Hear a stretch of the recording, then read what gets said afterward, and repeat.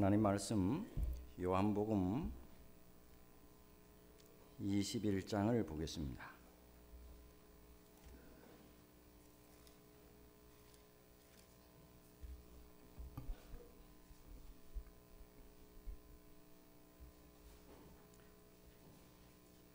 요한복음 21장 1절부터 제가 읽습니다. 좀 본문이 깁니다.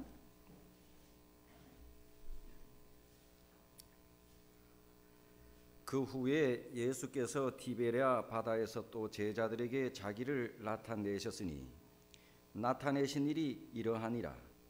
시몬 베드로와 디무도라 하는 도마와 갈릴리 가나 사람 나다나엘과 세베대의 아들들과 또 다른 제자 둘이 함께 있더니 시몬 베드로가 나는 물고기 잡으러 가노라 하매 저희가 우리도 함께 가겠다 하고 나가서 배에 올랐으나 이 밤에 아무것도 잡지 못하였더니 날이 새어갈 때에 예수께서 바닷가에 서셨으나 제자들이 예수신 줄 알지 못하는지라. 예수께서 이르시되 얘들아 너에게 고기가 있느냐? 대답하되 없나이다. 가라사대 그물을 배 오른편에 던지라. 그리하면 얻으리라 하신대 이에 던졌더니 고기가 많아 그물을 들 수 없더라. 예수의 사랑하시는 그 제자가 베드로에게 이르되 주시라 하니 시몬 베드로가 벗고 있다가 주라 하는 말을 듣고 겉옷을 두른 후에 바다로 뛰어 내리더라. 다른 제자들은 육지에서 산 거가 불과 한 50간쯤 되므로 작은 배를 타고 고기 든 그물을 끌고 와서 육지에 올라오니 숯불이 있는데 그 위에 생선이 놓였고 떡도 있더라. 예수께서 가라사대 지금 잡은 생선을 좀 가져오라 하신대 시몬 베드로가 올라가서 그물을 육지에 끌어올리니 가득히 찬 고기가 153마리라. 이같이 많으나 그물이 찢어지지 아니하였더라. 예수께서 가라사대 와서 조반을 먹으라 하시니 제자들이 주신 줄 아는 고로 당신이 누구냐 감히 묻는 자가 없더라. 예수께서 가셔서 떡을 가져다가 저희에게 주시고 생선도 그와 같이 하시니라. 이것은 예수께서 죽은 자 가운데서 살아나신 후에 세 번째로 제자들에게 나타나신 것이라. 저희가 조반 먹은 후에 예수께서 시몬 베드로에게 이르시되 요한의 아들 시몬아 내가 이 사람들보다 나를 더 사랑하느냐 하시니 가로되 주여 그러하외다. 내가 주를 사랑하는 줄 주께서 아시나이다. 가라사대 내 어린 양을 먹이라 하시고 또 두 번째 가라사대 요한의 아들 시몬아 내가 나를 사랑하느냐 하시니 가로되 주여 그러하외다. 내가 주를 사랑하는 줄 주께서 아시나이다. 가라사대 내 양을 치라 하시고 세 번째 가라사대 요한의 아들 시몬아 내가 나를 사랑하느냐 하시니 주께서 세 번째 내가 나를 사랑하느냐 하심으로 베드로가 근심하여 가로되 주여 모든 것을 아시오매 내가 주를 사랑하는 줄을 주께서 아시나이다. 예수께서 가라사대 내 양을 먹이라. 새벽 동이 터오는 갈릴리 바닷가에서 제자들은 주님께서 그들을 위해 친히 준비해 놓으신 아침밥을 소리 없이 나누었습니다.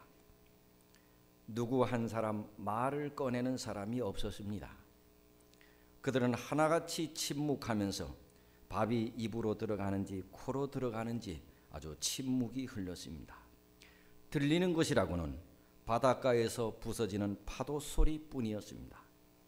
그 정적 속에서 요한복음 마지막 장 마지막 단락에 막이 오르고 있습니다. 만약 이 순간 여러분들이라면 이 순간에 어떠했을까요? 여러분들의 시선은 어디다 두었으며 여러분은 무슨 말을 이 순간에 할 수 있었을까요? 아주 상당히 어색하고 두렵기도 했겠죠. 우리 각자 이 상황 속으로 한번 들어가 봅시다.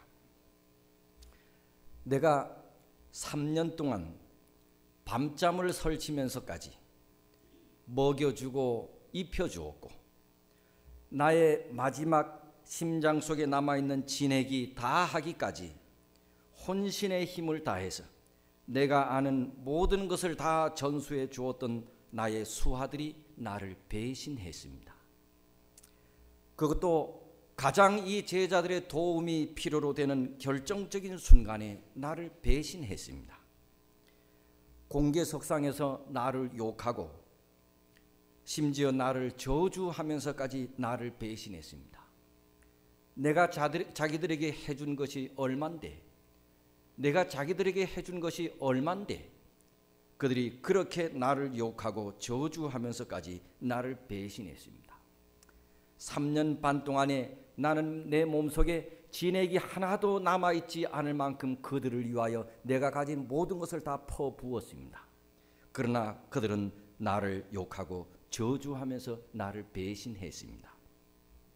그리고 그들의 배신이 나에게 안겨준 것은 처참하면서도 고독한 십자가의 죽음이었습니다. 내가 그들에게 베푼 사랑이 나에게 십자가의 죽음으로 돌아오다니. 그런데 나는 죽음에서 다시 살아났습니다. 살아난 내가 제일 먼저 한 것은 나를 배신한 자들을 찾아가는 것이었습니다. 그리고 지금 그 배신자들이 내 앞에 앉아 있습니다. 누구 한 사람 감히 말을 꺼낼 사람이 없겠지요. 누구 한 사람 감히 얼굴을 뻣뻣이 들고 내 얼굴을 쳐다볼 사람이 없겠지요. 감히 말할 엄두를 내지 못한 채 한마디 말도 없이 침묵으로 일관하면서 내 입에서 과연 무슨 말이 나올지 아주 긴장하면서 귀를 곤둑 세우고 있습니다. 이런 상황 속에서 여러분이라면, 나라면 어떻게 했겠습니까? 베드로는 울고 싶었습니다. 주님, 저는 아니에요. 저는 정말 그러고 싶지 않았어요. 내가 왜 그때 그랬는지 나 자신도 알 수가 없어요. 지금도 정말 당신을 저는 사랑하거든요. 죽음의 자리까지라도 당신을 따라가고 싶은 것이 내 진실된 심정이거든요. 내가 왜 그때 당신을 모른다고 그렇게 했으며 저주까지 했는지 주님, 내 자신도 모르겠어요. 주님, 찰나의 순간이라도 주님을 다시 만날 수 있기만 하면 이 말을 꼭 전해드리고 싶었어요. 나도 왜 그랬는지 알 수 없어요. 지금도 주님을 사랑하는 마음 변함이 없어요. 그런데 그분이 지금 내 눈앞에 서 계십니다. 그러나 그는 그 전처럼 자신 있게 말할 수가 없었습니다. 주님께서 그때 먼저 말씀을 꺼내셨습니다. 요한의 아들 시몬아, 내가 이 사람들보다 나를 더 사랑하느냐? 요한의 아들 시몬아. 이때 베드로는 깜짝 놀랐습니다. 3년 반 동안에 듣지 못했던 자기의 원래 이름을 3년 만에 처음 들어보는 것입니다. 그의 이름은 원래 시몬이었지만 예수님을 따라다닌 이후에 예수께서는 그에게 베드로라고 하는 이름을 붙여주었거든요. 너는 앞으로 시몬이라 하지 마라. 이제는 베드로라고 부르라. 주님은 그를 처음 만났을 때에 게바, 반석, 베드로라고 하는 새 이름을 지어주었습니다. 그리고 예수님은 당신이 지어준 베드로라고 하는 이름을 3년 반 동안에 그에게 그렇게 불렀던 것입니다. 그런데 3년 만에 예수께서는 베드로에게 요한의 아들 시몬아라고 불렀습니다. 베드로는 깜짝 놀랐을 겁니다. 베드로가 예수님이 붙잡히시던 날 밤에 현장에서 어느 계집종이 그를 가리켜 저 사람도 예수쟁이다 라고 지적을 하자, 아니요, 나는 예수를 몰라요 3번씩이나 부인하고, 그때 예수님은 저쪽에서 나는 저분을 몰라요 하는 베드로의 소리를 예수님도 들으셨거든요.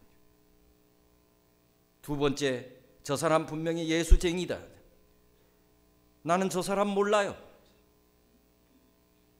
저 사람 분명히 예수쟁이 맞는 것 같다.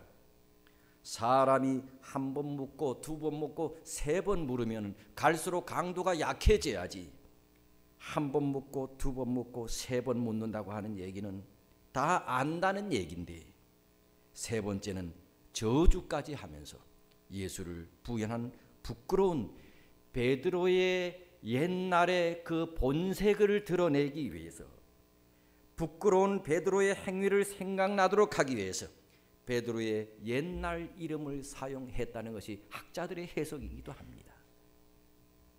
다시 말해서 베드로한테 자신의 정체성을 다시 회상시키기 위하여 주님을 참으로 사랑하는 것을 확인하기 전에는 베드로라는 이름이 적합하지 않다는 것을 나타내기 위하여 시몬이라고 불렀다.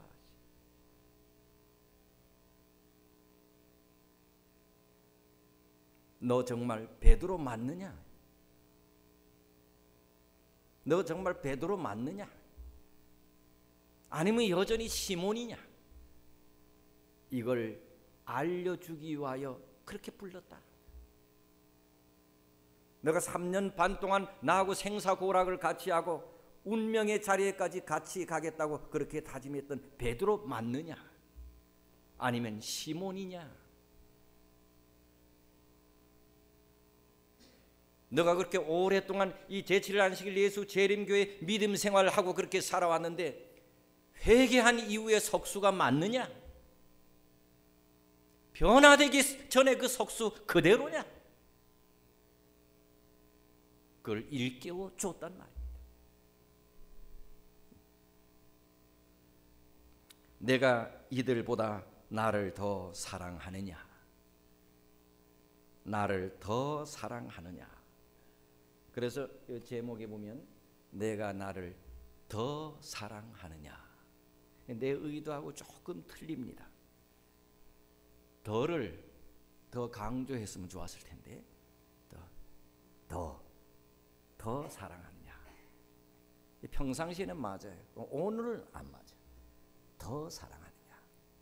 저는 여기서 오늘은 제일 첫 번째 우리가 배워야 할 공과는 너가 나를 더 사랑하느냐? 첫째, 사랑은 언제나 최상급입니다. 최상급이라고 하는 말이 뭐예요? 가장 내가 나를 더 사랑하느냐? 사랑은 언제나 최상급입니다.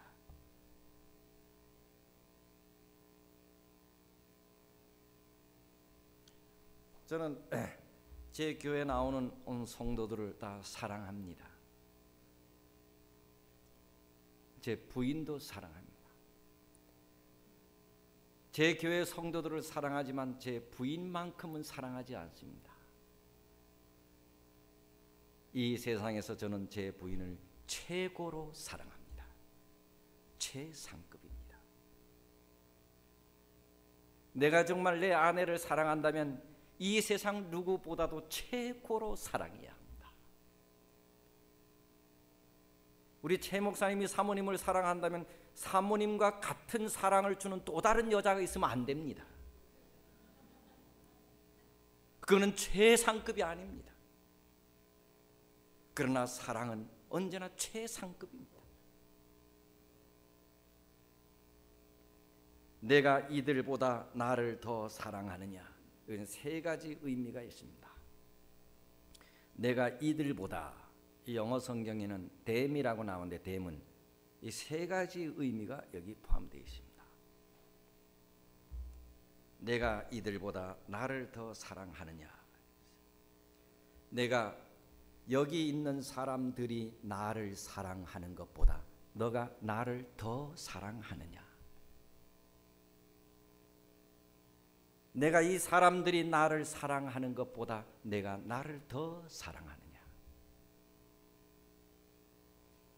이 땅에 수많은 백성들이 하나님을 섬기며 예수를 믿는데 그 사람들이 예수를 믿고 사랑하는 것보다 너가 나를 더 사랑하느냐?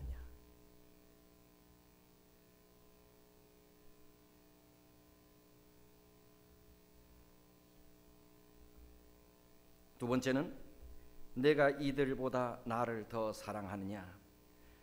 너가 이 사람들을 사랑하는 것보다 나를 더 사랑하느냐? 내가 이 사람들을 사랑하는 것보다 나를 더 사랑하느냐? 내가 내 가족을 사랑하는 것보다 나를 더 사랑하느냐? 내가 내 자녀를 사랑하는 것보다도 정말로 나를 더 사랑하느냐? 내가 내 남편을 사랑하는 것보다도 나를 더 사랑하느냐? 이 세상의 어떤 것보다도 나를 더 사랑하느냐?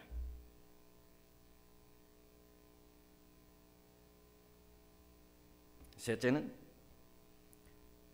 내가 이것들보다 나를 더 사랑하느냐? 그들이 밥 먹는 그 조반석 옆에는 베드로와 그의 동료들이 잡아왔던 물고기와 거기 배가 놓여 있었습니다. 물고기와 배는 그들의 생명이나 다름이 없습니다. 내가 이것들보다 나를 더 사랑하느냐? 내가 먹고 사는 것보다 나를 더 사랑하느냐? 내가 이 세상의 어떤 것보다도 나를 더 사랑하느냐? 사랑은 언제나 최상급입니다. 다른 사람이 나를 사랑하는 것보다 더 사랑하느냐? 내 가족과 형제와 이 사람들을 사랑하는 것보다 나를 더 사랑하느냐? 먹고 살기에 너에게 없어서는 안 되는 수많은 것보다도 나를 더 사랑하느냐? 사랑은 언제나 최상급입니다. 무엇보다 더 예수를 제일 사랑하는 것입니다. 사랑은 언제나 최상급입니다. 그래서 마태복음 10장에 보면, 여러분 마태복음 10장을 한번 보시죠. 마태복음 10장 37절 다 같이 읽어보겠습니다. 시작. 아비나 어미를 나보다 더 사랑하는 자는 내게 합당치 아니하고 아들이나 딸을 나보다 더 사랑하는 자도 내게 합당치 아니하고. 여러분, 아비를 사랑하라고 했습니까? 사랑하지 말라 했습니까? 사랑하라 했지요? 또 아들이나 딸을 사랑하라 했어요? 사랑하지 말라 했어요? 사랑하라 했어요. 아비를 사랑하래요. 처자식을 사랑하래요. 사랑하래요. 그런데 그들을 사랑하되 그보다 누구를 더 사랑하래요? 예수를 더 사랑하래요. 사랑은 이 세상에서 내가 가장 사랑하는 것보다 더 사랑하래요. 그럼 이 세상에서 우리가 가장 사랑하는 이 사람은 내 가족이잖아요. 내 가족보다 더 사랑하는 사람이 이 세상에 어디 있어요? 가장 사랑하는 내 처자식보다 더 사랑하래.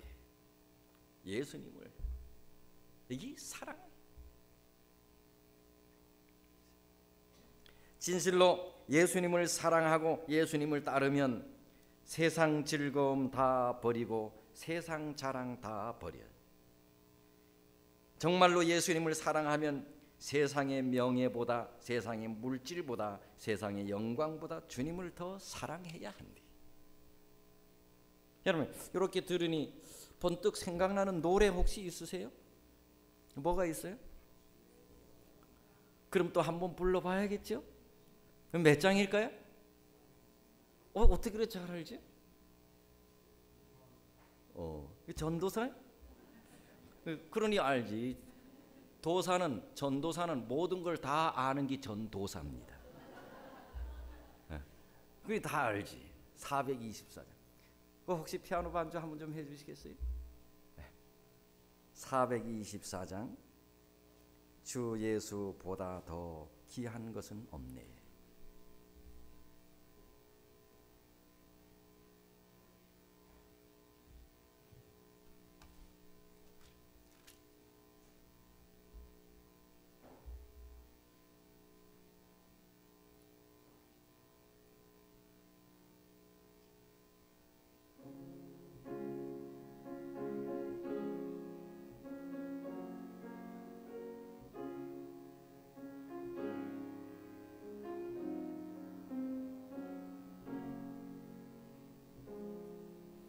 주 예수보다도 귀한 분은 없네. 이 세상 부귀와 바꿀 수 없네. 영 죽을 내 대신 그 놀라운 사랑 잊지 못해. 세상 즐거움 다 버리고 세상 자랑 다 버렸네. 주 예수보다도 분은 없네. 예수밖에는 없네. 예수님을 사랑하는 것은 이 세상 부귀보다도, 이 세상의 명예보다도, 이 세상의 행복과도, 이 세상에 이전에 즐기던 어떤 일보다도 주님을 더 사랑하는 것이랍니다.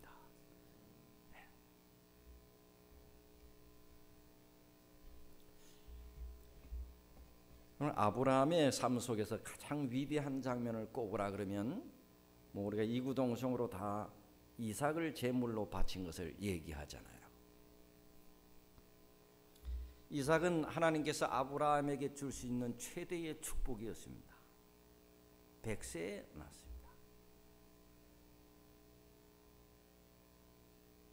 그런데 아브라함이 그렇게 갖기를 원했던 이삭을, 아들을 하나님께서 축복으로 주셨습니다.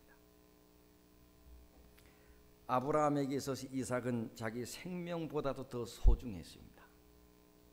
그러나 이 세상 모두를 다 줘도 이삭을 바꿀 수가 없었어요. 그런데 야박하시게처럼 느껴지는 하나님께서 아브라함에게 축복을 주시고 그 축복을 도로 뺏어 오려고 합니다. 그 이삭을 제물로 바치래. 이삭은 이 세상 무엇으로도 바꿀 수 없는 하나님께서 주신 선물입니다. 그런데 하나님께서 그 선물을 이삭을 주기래요. 아브라함의 생애에 있어서 최대의 갈등이었습니다. 근데 아브라함이 어떻게 선택을 했죠? 하나님의 말씀에 순종하는 선택을 했어요. 이삭을 죽였습니다. 죽이지는 않았지만 죽인 거나 마찬가지입니다. 자, 하나님께서 그 시험을 아브라함에게 줬습니다. 그 시험은 대단히 중요한 시험.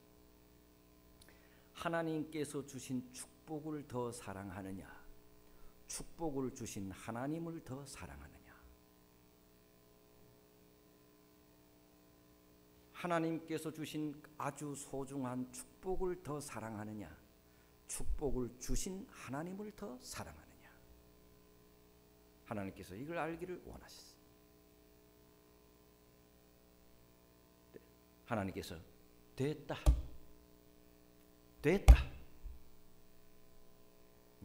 하나님께서 주신 축복을 사랑하는 것보다도 그는 이 세상에서 하나님께서 주신 축복을 제일로 사랑했습니다. 이삭입니다. 그러나 하나님께서 주신 이삭보다 이삭을 주신 하나님을 더 사랑했습니다. 그래서 하나님께서 됐다. 믿음의 조상이 되었습니다.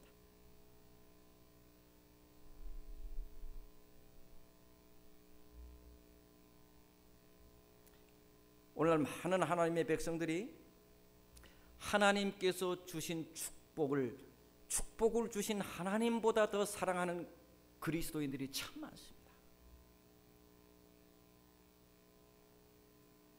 하나님께서 주신 자식과 손주, 손녀, 딸 때문에 하나님의 사업에 더 게으른 사람들이 너무 많습니다. 그것 때문에 그렇게 열심히 나오던 교회를 등한히 하는 교인들이 너무 많습니다.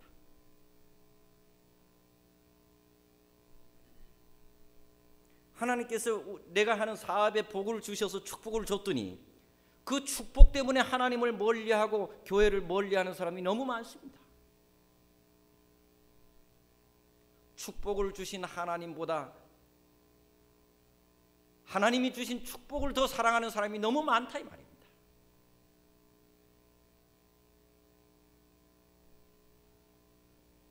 세상 행복과 세상 명예와 세상 부귀와 세상 재물과도 주님을 바꿀 수 없다. 사랑은 언제나 뭐라고요? 최상급입니다.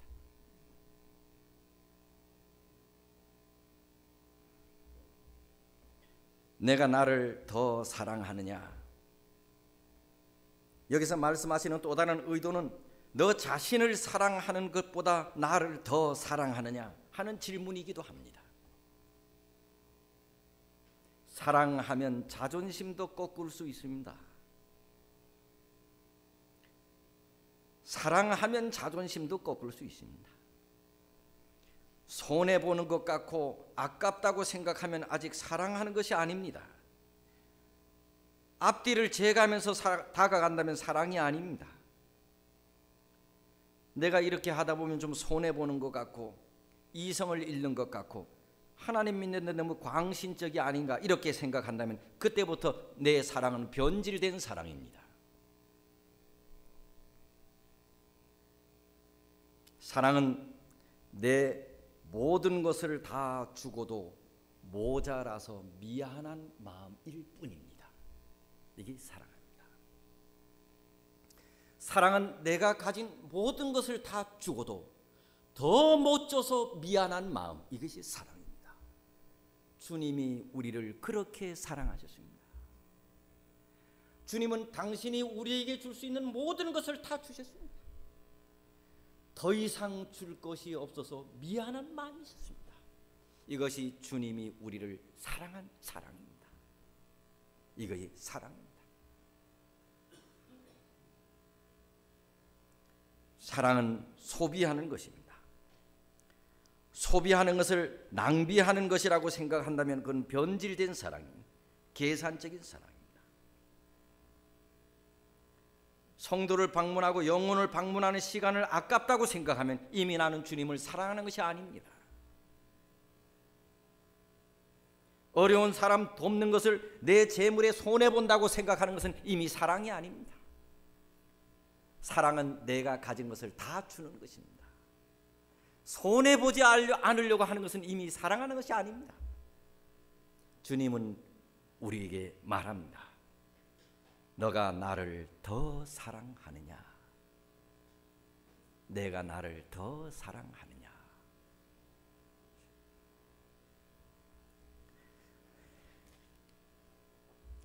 예수께서 시몬아라고 부르셨는데 두 번째,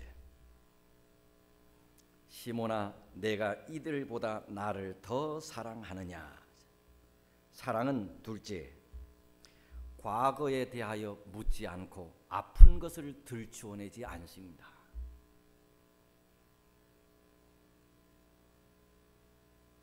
아마 베드로는 예수님이 시몬아 이렇게 부르셨을 때 아마 깜짝 놀랐을 게지요. 마음이 두근거렸을 거예요. 아유, 이제 때가 왔구나. 그런데 예수님은 시몬아 부른 이후에 베드로의 아픈 것을 하나도 들춰내지 않으셨습니다. 이것이 바로 사랑입니다. 사랑은 다른 사람이 아파하는 것을 들추어내기는커녕 다른 사람이 아파하는 것을 감싸주는 것이 사랑입니다. 자꾸 들추어내는 것은 옳은 것이 아닙니다. 아유, 김 집사, 최 집사네 잘못 봤어. 사랑이 아닙니다. 감추어 주는 것입니다. 과거의 아픈 것을 들추어내는 것이 아니란 말입니다. 예수님은 베드로의 과거를 들추어낼 일이 너무 많아요. 그러나 예수님은 베드로의 과거와 흠에 대해서 한마디도 들추어내지 않았습니다. 다만 하나, 얘야, 나는 지금도 너를 사랑하는데 베드로 너 지금도 나 사랑하지? 이것밖에 물은 것이 없습니다.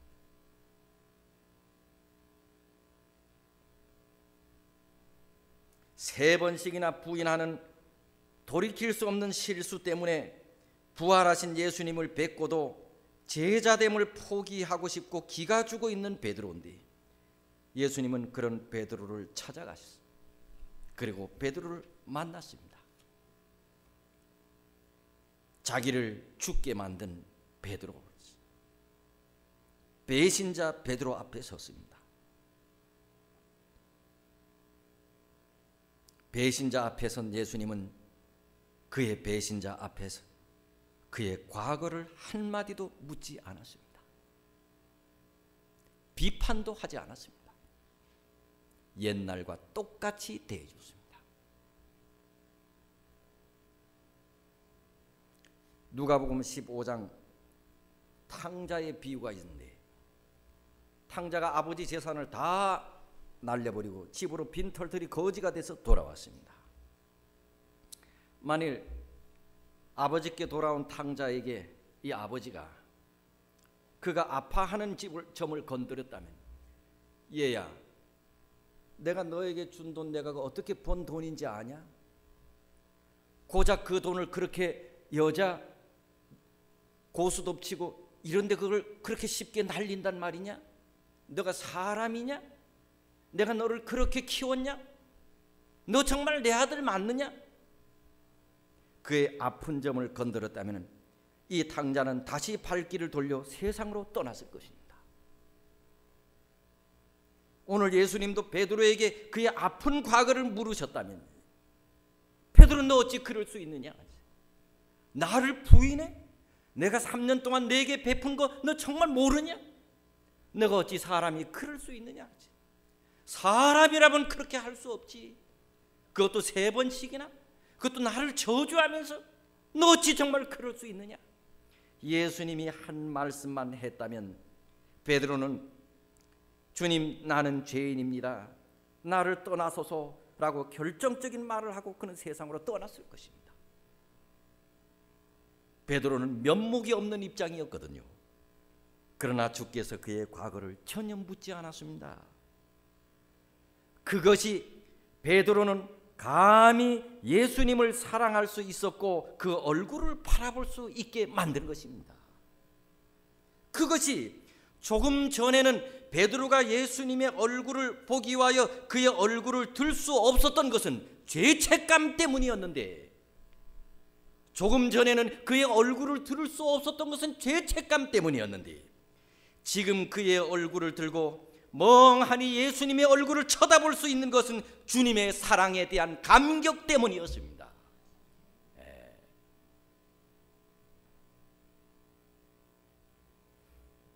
예수님은 우리에게 어제를 묻지 않습니다. 예수님은 우리에게 오늘 잘하라고 하십니다. 예수님은 여러분에게 작년을 묻지 않습니다. 예수님은 올해 잘하라고 하십니다. 나도 너를 정죄하지 않겠다. 다시는 죄를 범치 말라. 여자가 간음하다 붙잡힌 여자가 예수님에게 왔다. 머리죄를 휘잡힌 채 예수님에게 왔죠. 사람들이 예수님을 바라보면서 죽여야 할 여인이라고, 이 동네에서 없어져야 할 여인이라고. 그때 예수께서 땅바닥에 그들의 죄를 다 이렇게 기록하니 그를 끌고 온 사람들이 하나둘 다 갔다고. 그 여자와 예수님만 단둘이 남았어요. 그때 여자에게 묻습니다. 여자여, 너를 정죄한 자들이 어디 있느냐? 두리번거리니 왜? 없습니다. 그때 예수님이 하신 말씀, 여자여, 나도 너를 정죄하지 않겠다.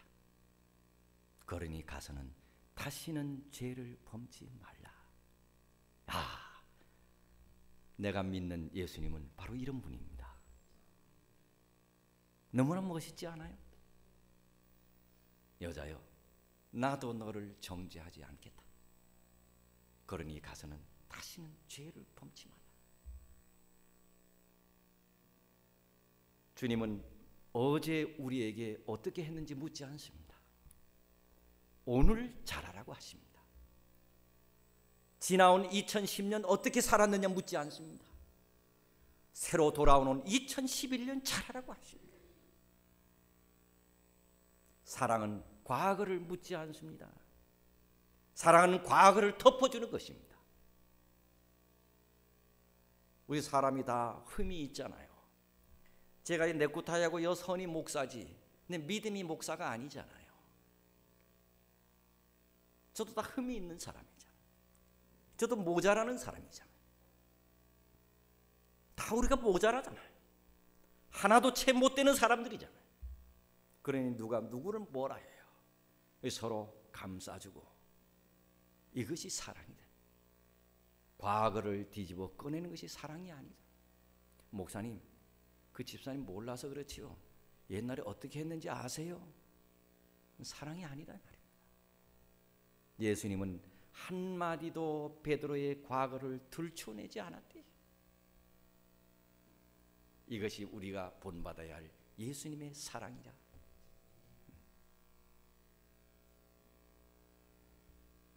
내가 나를 사랑하느냐? 이 질문은 또 중요한 한 가지 의미가 있습니다. 사랑은 하나 되게 합니다. 무슨 얘기냐? 과거는 묻지 않으셨지만 사랑은 언제나 하나입니다. 여러분, 내 사랑하는 사람이 아프면 나도 괜히 아프잖아요. 내 사랑하는 사람이 우울해지면 나도 괜히 우울하잖아요. 내가 100점 맞은 거 아닌데 내 사랑하는 자식이 100점 맞아오면 나도 기쁘잖아요. 내 사랑하는 사람이 병에서 나면 건강한 나도 기분 좋잖아요. 사랑은 사랑하는 사람이 아프면 나도 아파. 사랑하는 사람이 기쁘면 나도 기뻐. 사랑하는 사람이 울면 나도 아파. 이것이 사랑입니다. 사랑하지 않는 사람은 그렇지 않아요. 이 사람이 울든 기쁘든 나하고 아무 상관이 없어. 그런데 예수께서 십자가에 달려 돌아가시는데 정말로 예수님을 사랑한다면 어찌 자신만 살겠다고 예수님을 부인하고 그 자리를 떠날 수 있느냐 이 말입니다.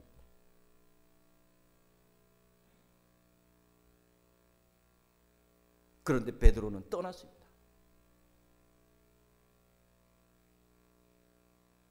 예수님은 죽을 위기에 놓이는데 살려고 도망쳤습니다. 자기는 살아야 되겠대요. 선생, 예수는 죽는 건 하고 상관없대요. 나만은 살아야 되겠대요. 결국 베드로가 예수님을 떠난 것은 진실로 예수님을 사랑하지 못했기 때문이에요. 베드로는 예수님보다는 자기 목숨을 더 사랑했어요. 그래서 오늘 예수께서 베드로에게 다시 묻습니다. 얘야, 너가 나를 사랑하느냐? 이제는 도망가지 않고 나와 운명을 같이 할 수 있겠느냐?